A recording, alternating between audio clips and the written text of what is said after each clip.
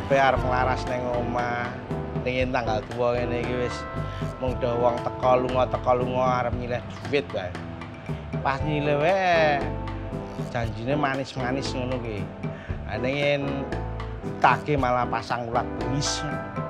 Paksa metu. Dek tongkrongan ini iki.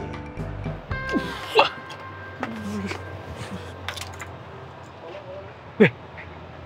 Tony no. Tanggal tua ora masalah. Sing penting jek iso udut.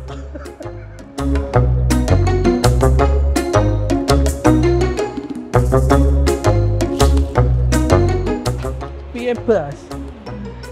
Wah, ahli sapi ngerti men wong ngetokke rokok langsung teko. Iya. Udut dulu.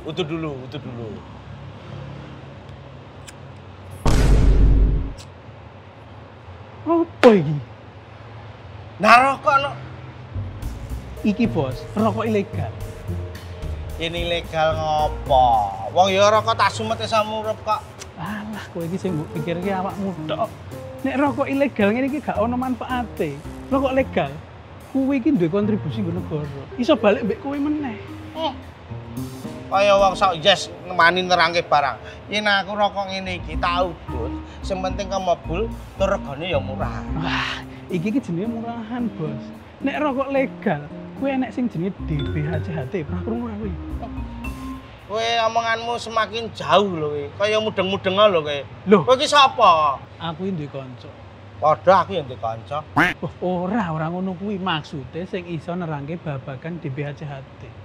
Kuwi lho wong ning kono kuwi lho. Mas Dion. Mas Dion. Ini. Weh, Mas Jafar. Nah, iki Mas Dion. Lah, Apa nyeluk Mas Dion? Mas Dion, lho deloken.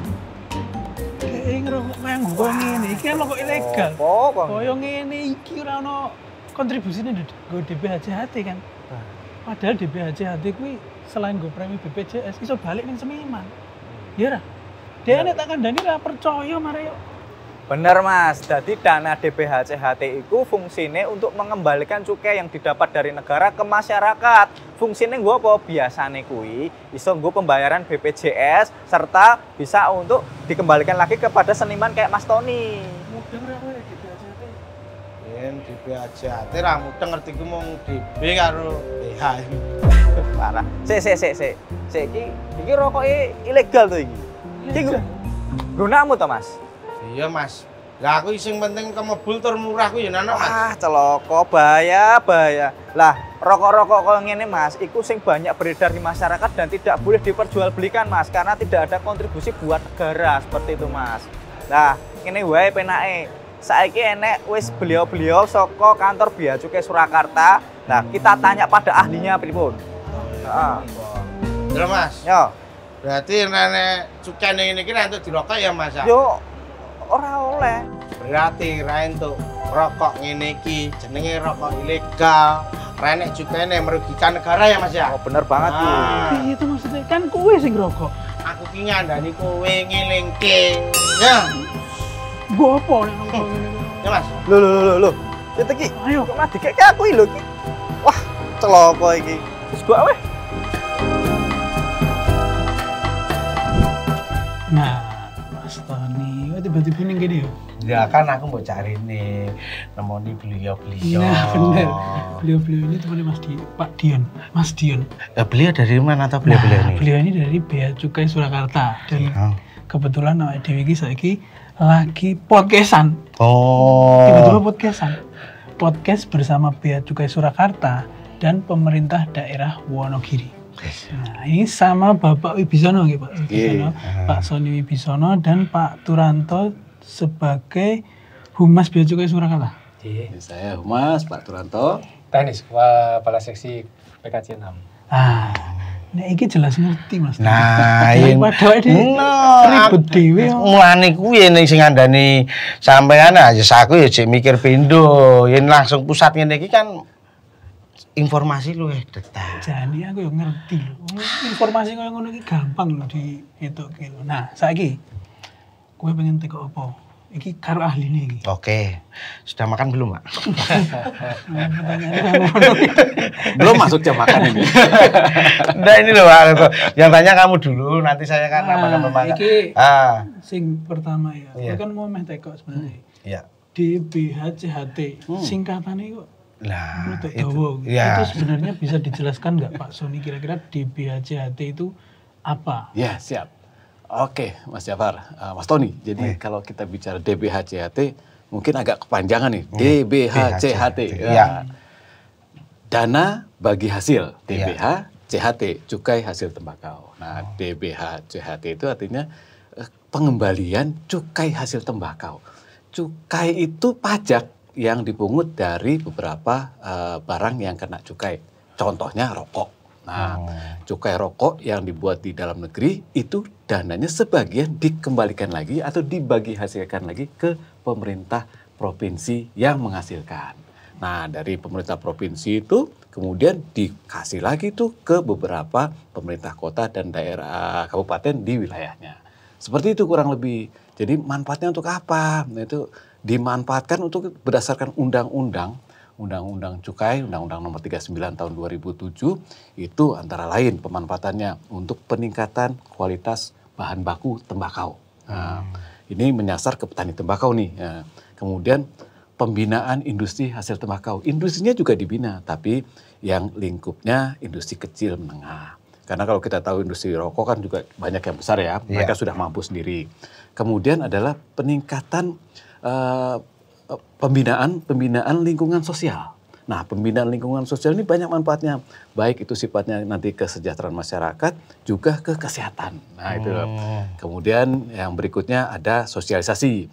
Pemberian informasi mengenai ketentuan cukai. Nah, salah satunya ini kita memberikan informasi tentang ketentuan cukai. Yang ini semua diatur dalam undang-undang. Yang terakhir adalah pemberantasan barang kena cukai ilegal.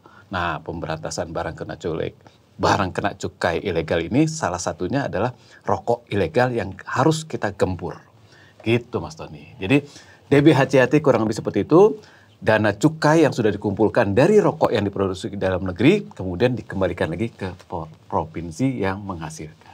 Gitu Mas Jafar, Mas Tony. Nah, ngono lho Bos.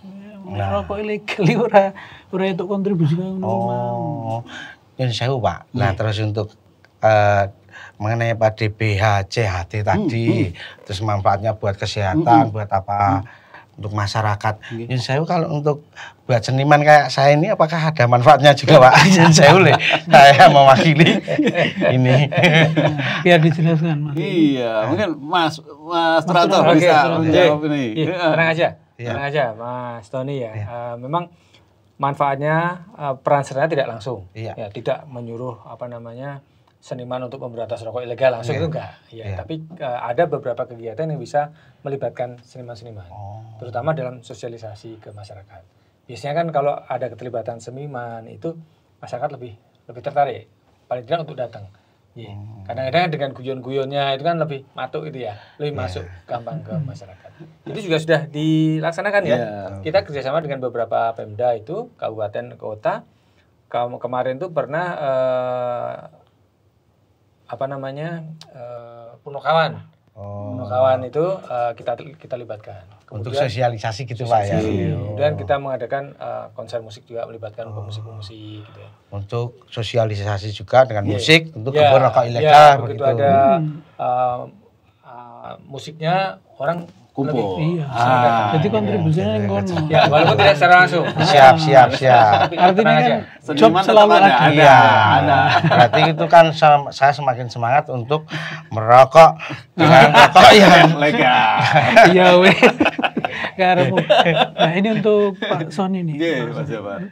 DBHCHT itu kan kalau di daerah kita let's say seperti di Wonogiri sendiri untuk tahun ini kira-kira distribusinya seberapa banyak? Jadi kalau kita bicara distribusi atau pembagian porsi di DBHCHT itu ada diatur dalam Peraturan Menteri Keuangan Nomor 72 Tahun 2024. Nah, di situ diatur tuh mulai dari pembagian untuk kegiatan yang bersifatnya kesejahteraan masyarakat. Program-program yang bersifat kesejahteraan masyarakat itu dia ada alokasi kuota DBHCT-nya sebesar 50%. Ya, 50%, terus kemudian 10%-nya untuk penegakan hukum, termasuk salah satunya sosialisasi juga di situ, 10%, dan 40%-nya itu untuk kesehatan. Jadi program-program kesehatan itu cukup besar alokasi dari DBHCT. Seperti itu, Mas. Oh, berarti di persentase ya? Ya, di persentase. Apakah setiap daerah juga sama? Dan ini sama? Peraturan Menteri Keuangan nomor 72 tahun 2024 itu berlaku nasional. Kalau untuk pendapatannya sendiri, misal di daerah A dan di daerah B, apakah ada perbedaan atau pukul rata? Betul, ada perbedaan. Jadi kalau pertama gini, siapa provinsi yang mendapatkan DBHCT?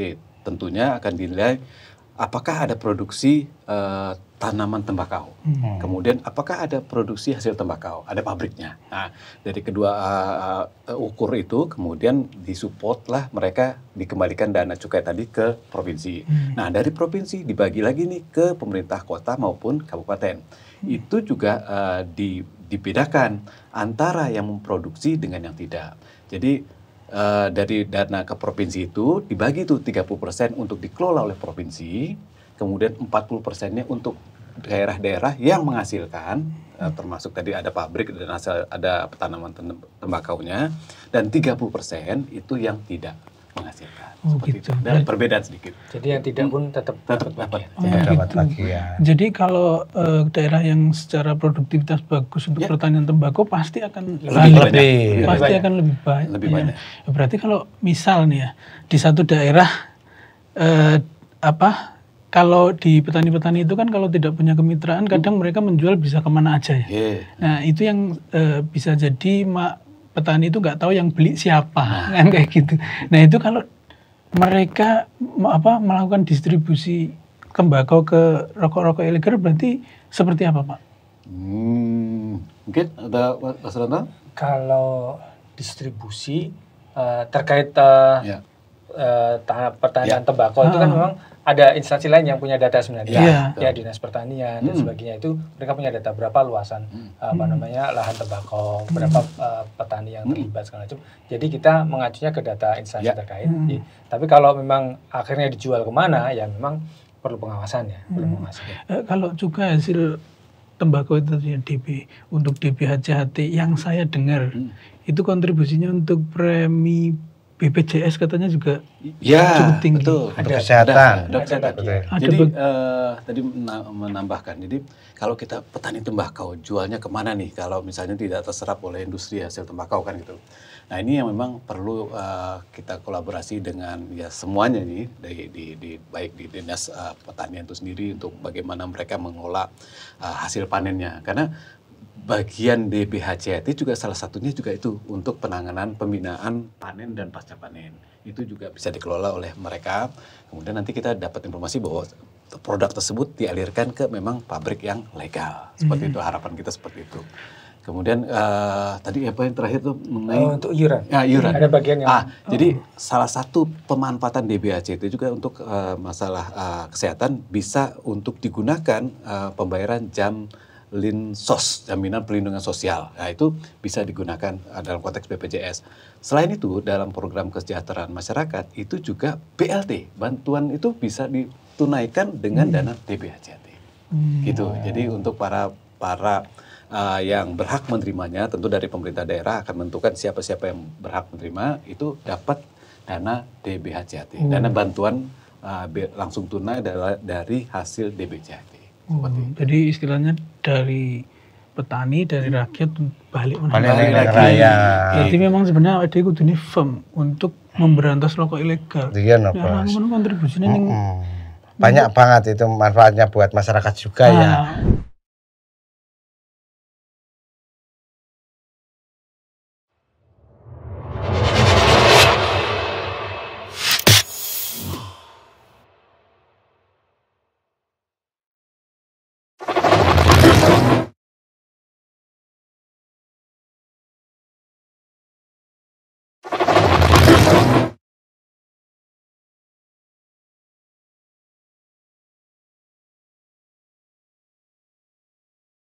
Saya kadang bingung itu loh, cara membedakan itu loh Pak, rokok ilegal sama yang legal. Maksudnya yang ilegal itu gimana ciri-cirinya, Pak.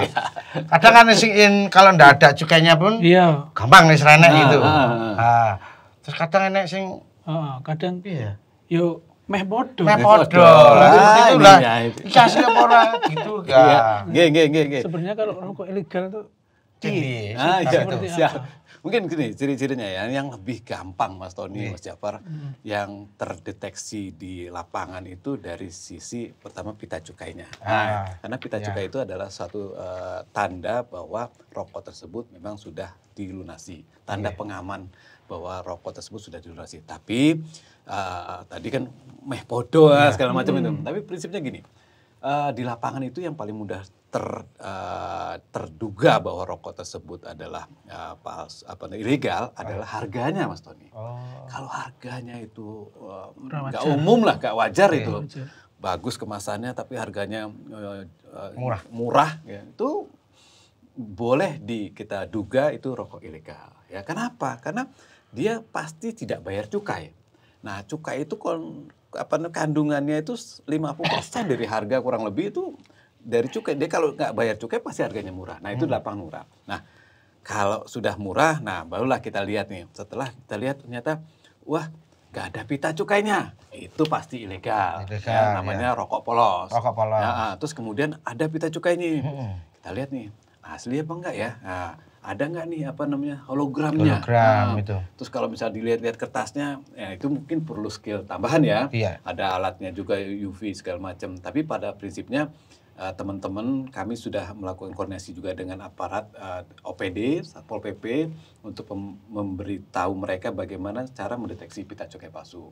Karena beberapa modus itu pita cukainya dipalsukan, Mas Tony. Nah, setelah pita cukai palsu, ada lagi nih pita cukai bekas, Mas Tony.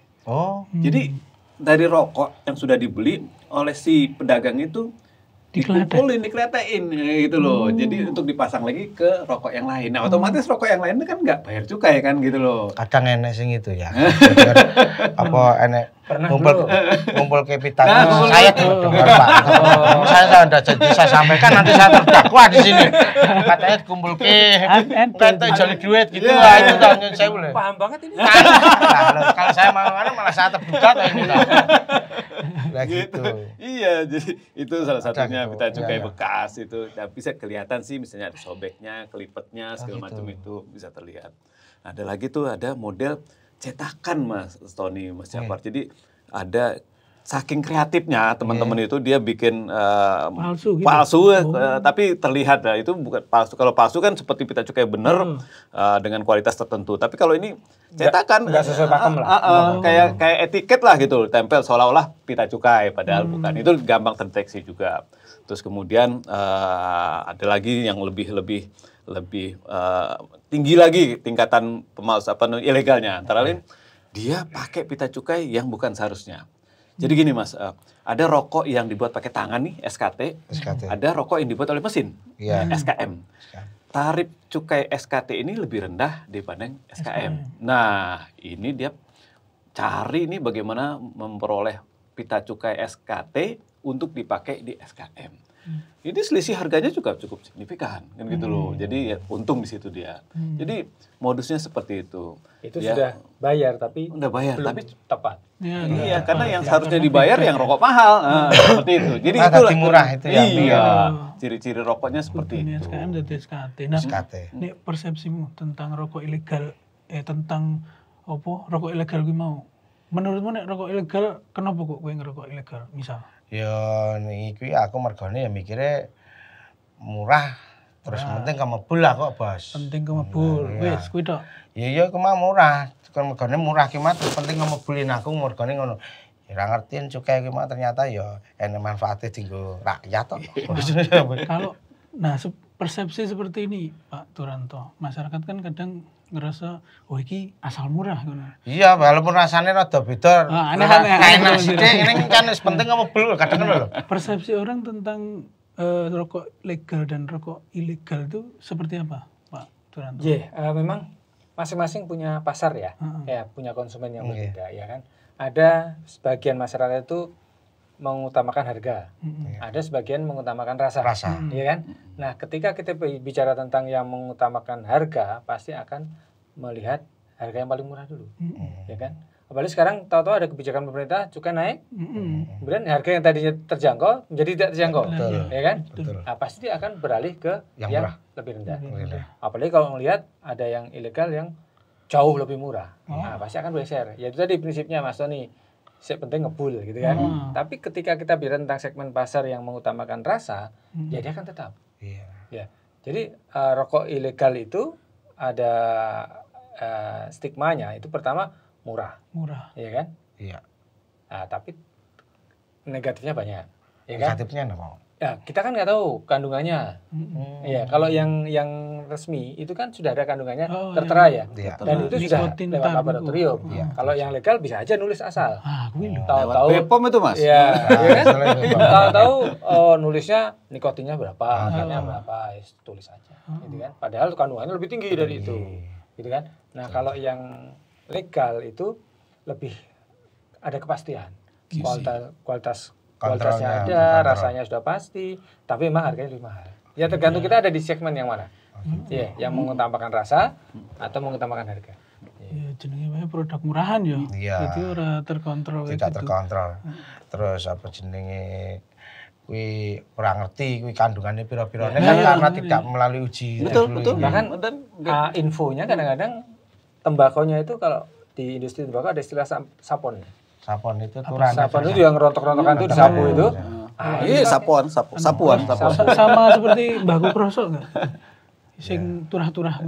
Ya maksudnya ki ya kan Mas sapan mau. Ini sapan ya. Dadi wis sing kidune ki ra dienggo malah dikumpulke dienggo istilahnya. Kadang-kadang yang mungkin bekas dari rokok-rokok yang lama sudah kadaluarsa mungkin sampah istilahnya.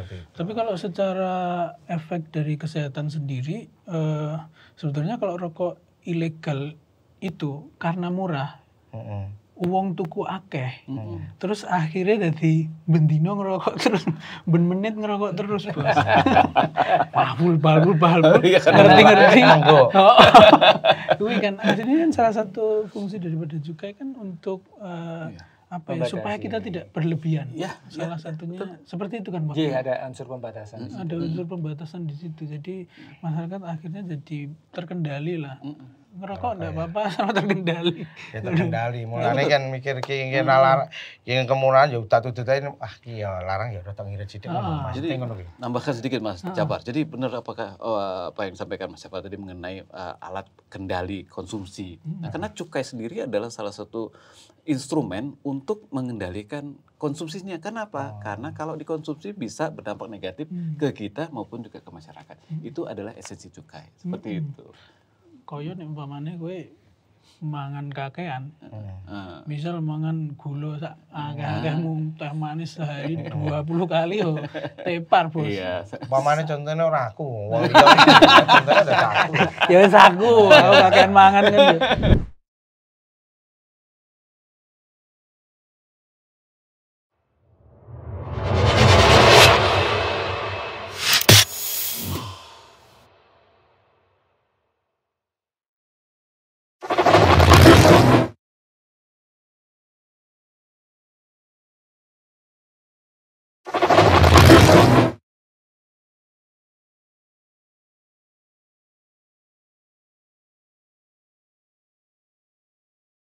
Lantaran merugikan diri sendiri dan negara ya Pak ya.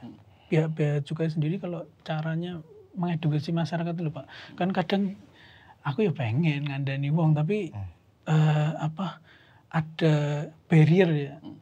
Kalau dari pihak-pihak cukai sendiri strateginya untuk melakukan sosialisasi seperti apa Pak Sony? Ya siap. Gini Mas Jafar, jadi kalau kami mencoba untuk melakukan beberapa multi event atau multi kegiatan yang memang kita bisa sampaikan untuk mensosialisasikan ini. Kenapa?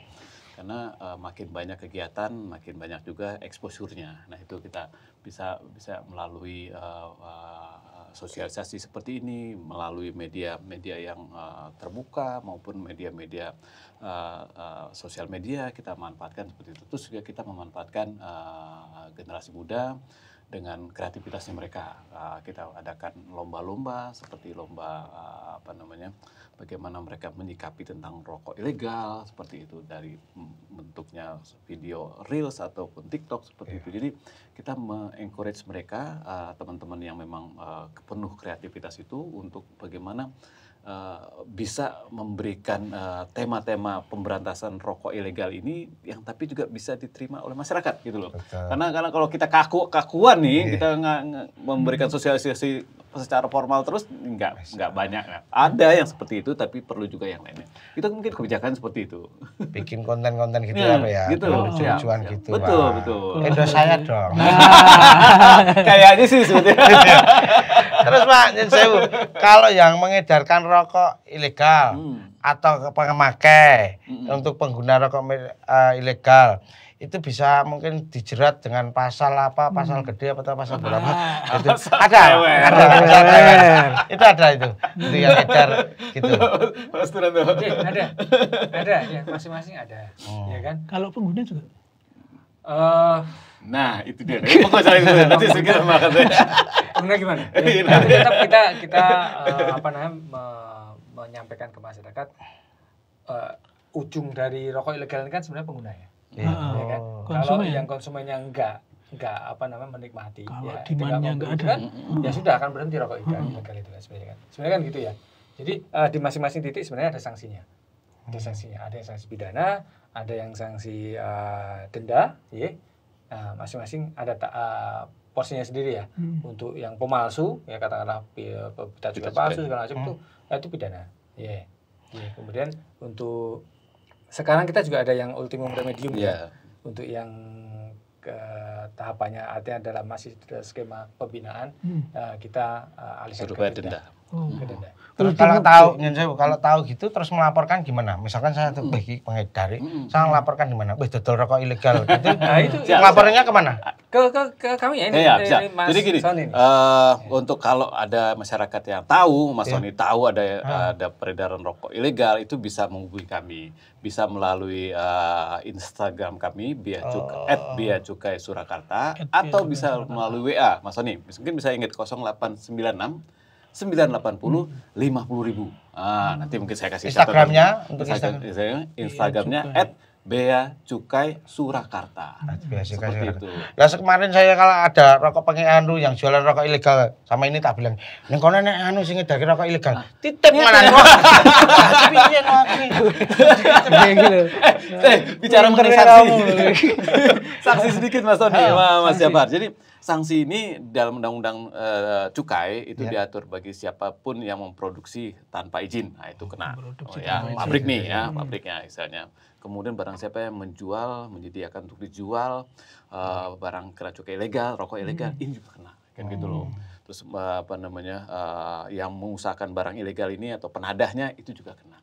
Cuman memang pertanyaan menarik dari Mas Jafar, pemakai ini. Kalau kita bicara narkoba kan mungkin jelas tuh, pemakai juga ada sanksinya. Tapi kalau untuk rokok, sementara ya sanksi kesehatannya sendiri yang memang risiko kesehatan itu yang jadi ini kan gitu. Kurang lebih seperti itu. Tapi secara aturan hanya sampai ke penjual. Ya, jadi orang yang menimbun segala macam itu juga kena sanksi, baik itu disampaikan denda maupun pidana penjara. Itu bisa 1 sampai 4 tahun Mas.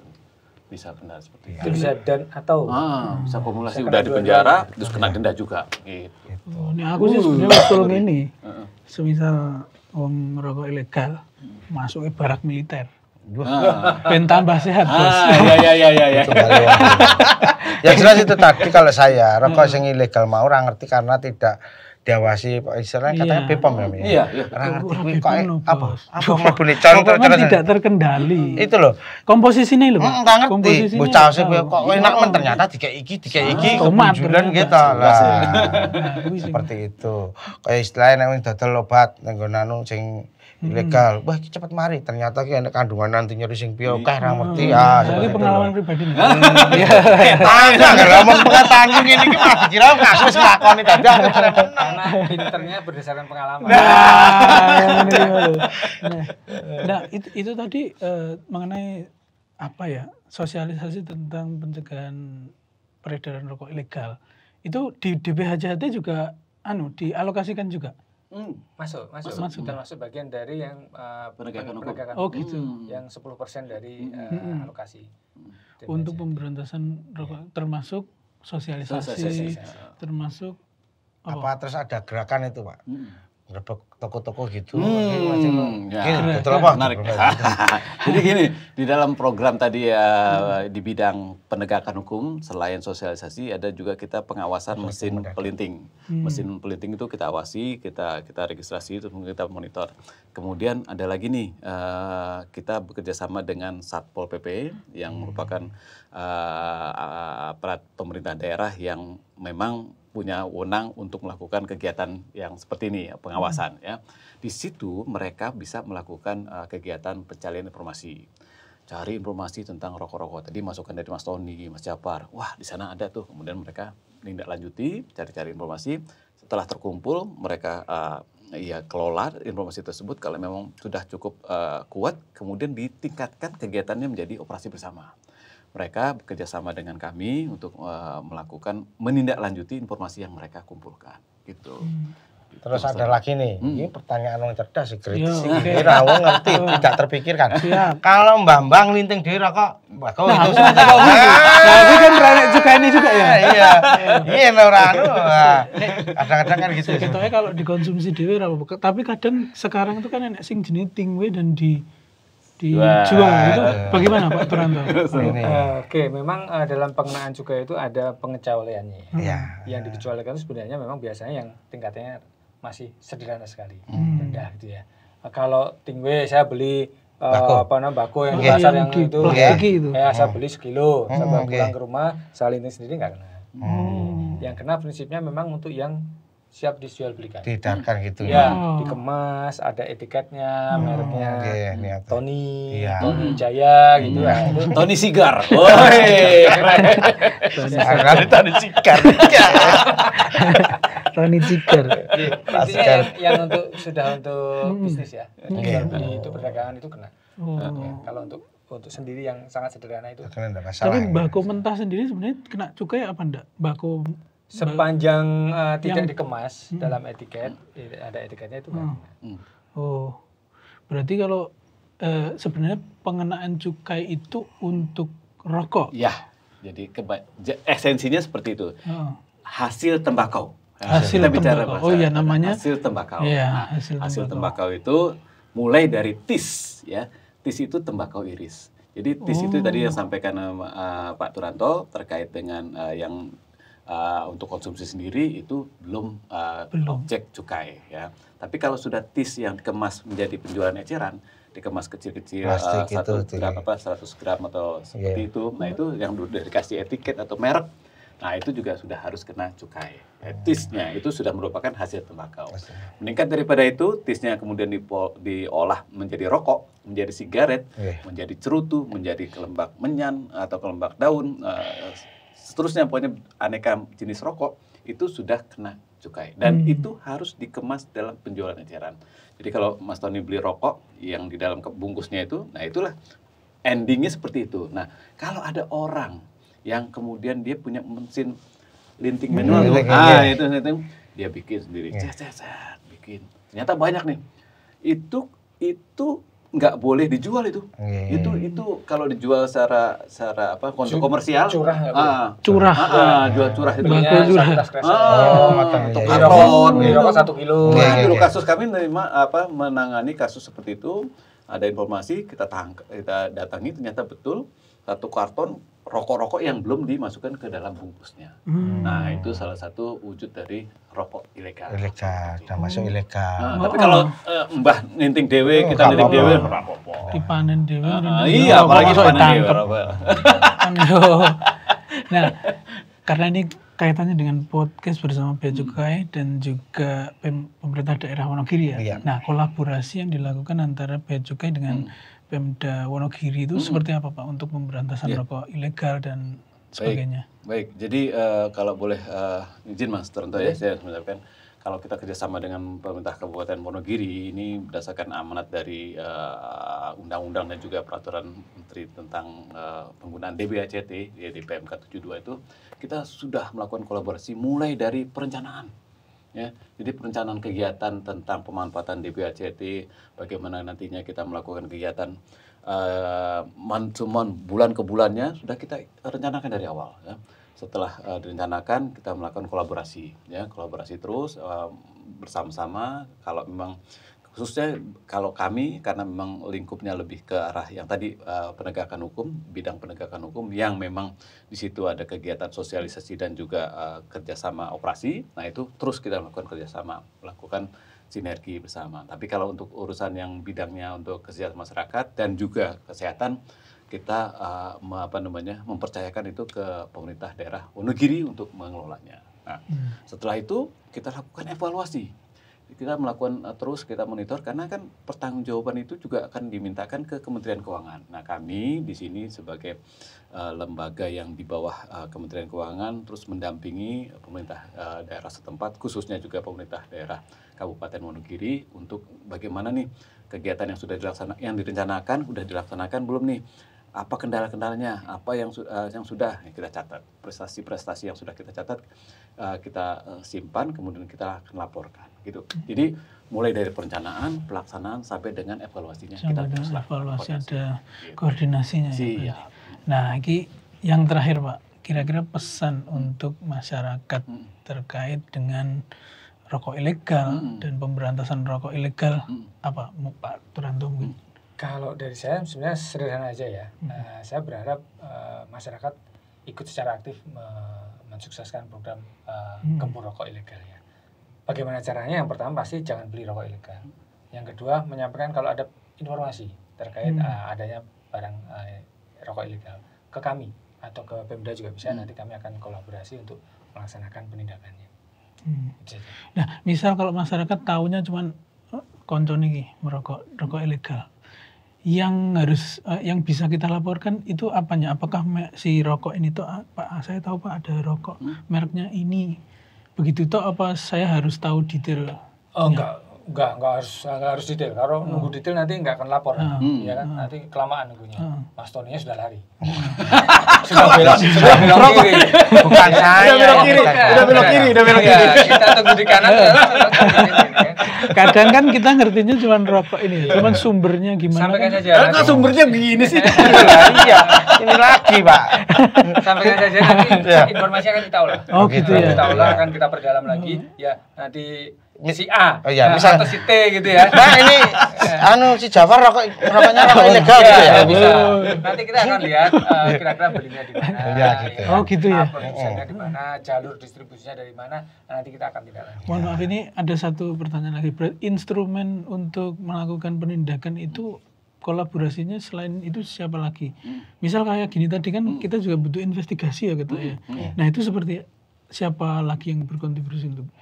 Kalau kita ya bekerja sama dengan semua instansi penegak hukum, kelurahan, linmas gitu juga bisa ya itu. Bisa seperti itu. Cuman kalau untuk Pemda itu kita lebih ke Satpol PP, ke kepolisian juga kita bisa. ke teman-teman di Kodim juga kita koordinasi seperti itu. Dan berarti masyarakat butuh untuk ngerti anunya nomor WhatsApp-nya nanti kita akan cantumkan. Yang utama malah itu. Kalau mau sowan ke polisi mungkin ribet, apa ke Kodim atau mending telepon wae langsung ke situ toh gitu. Instagramnya Bos, DM, info Bos, rokok ilegal. Nah, ribetnya maksudnya males data Arbrono gitu loh. Ning omah langsung menemung telepon. Jafar Pak iki. Nah, iki Pak. Nah, itu informasi dari Mas Tony dirahasiakan nanti. Kita rahasiakan. Oh gitu. Jadi Mas Tony menyampaikan informasi. Jafar enggak tahu. Saya pernah tahu. Itu penting, Bos. Jangan mungkin bisa mengira-ngira loh. Iya, mau cedak iki mesti ngono. Penting. Kalau dari Pak Sony kira-kira baik. Jadi Mas Jafar ya pesan dari saya sih kepada masyarakat ya mungkin ya nanti kalau memang mendapat informasi bisa laporkan ke kami melalui Instagram @biacukai Surakarta dan juga bisa melalui WA itu di 0896 980 dan 50.000 50.000 4 kali. Betul, 04 kali 0896 980 4 kali. Nah, kemudian kepada masyarakat juga nih yang ada agen-agen atau sales yang mencoba menawarkan rokok-rokok yang sekiranya disuruh jual tapi kok ngumpet-ngumpet jualnya, itu ada potensi rokok ilegal, jangan diterima dan jangan dijual karena sanksi hukum akan menanti Anda. Gitu aja seperti itu. Nah, gue kudu tegas. Iya, tegas. Nah, saiki gue apa? Pesanmu. Oh, sudah disampaikan Pak Sony sama Pak Pak Turanto. Sama. Lah ente masa ora, Bos? Nah iya, yang jelas kanca-kanca dulur-dulur, aku kan madhep sing ndi. Aja rokok ilegal, mergane bahaya. Siji tidak terkontrol, ora ngerti campurane iki sing kesehatanmu. Sing penting kuwi barang. Sing kedua, kowe iki ngerokok legal, gen iso mbantu nggo masyarakat dari rakyat untuk rakyat nih. Oke, Luar biasa. Gue tepuk tangan iki. Iya lho. Kayak aku jawab ngene. Buka Google. Sosialisasi sekali, langsung paham. Iya dong, harus itu. Jadi kembali lagi ke kesadaran diri sendiri semuanya ya. Nek awake dhewe sadar, insyaallah semua lingkungan juga akan Sadar, jadi. ya. Begitu. Terima kasih buat Pak Sony dan Pak Turanto. Terima kasih juga Bos sudah menemani saya untuk ngobrol pada hari ini. Ini adalah bagian dari manfaatnya DBH CHT. Betul. Satu jelas. Ngomongnya jelas DBH CHT. Terima kasih buat Sobat Expos Indonesia. Jumpa lagi di acara selanjutnya atau acara-acara yang lain bersama Bea Cukai. Membahas soal DBH CHT dan juga rokok ilegal.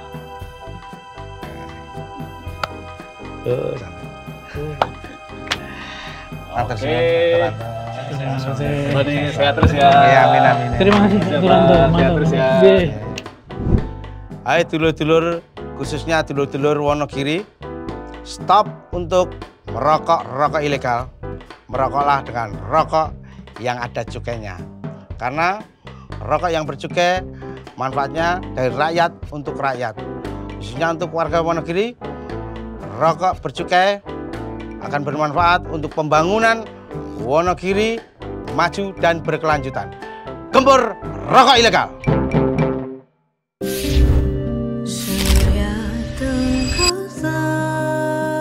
Alkisah, hiduplah seorang gadis yang hari-harinya penuh dengan harapan dan mimpi besar di dunia kretek.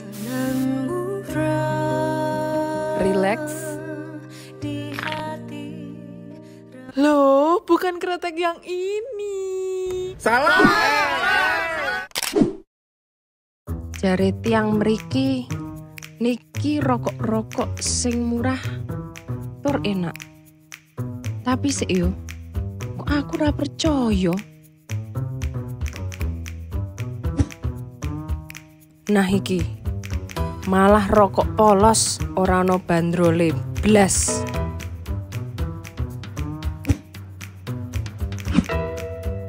Lho iki maneh pita cukaine wis ono, tapi kok yo palsu. Jan. Tambah iki, pita cukaine wis bekas nggone wong, rugekke. Isih ono, kok yo ngeyel nganggo pita cukai sing dudu peruntukan.